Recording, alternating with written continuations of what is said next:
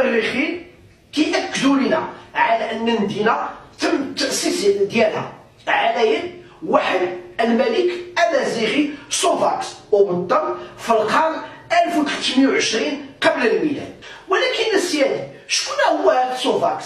سوفاكس هو واحد الأمازيغي، وكتقول بعض المعتقدات الإغريقية والحكايات الأمازيغية على أن سوفاكس هو ابن ليتينجا اللي هي زوجة البطل أنطايوس اللي مكلف بحماية أرض بلاد الأمازيغ. وكتقول الحكاية على أن هرقل قضى على أنطايوس وتزوج بتينجا، وهم يولدوا البطل الأمازيغي سوفاكس.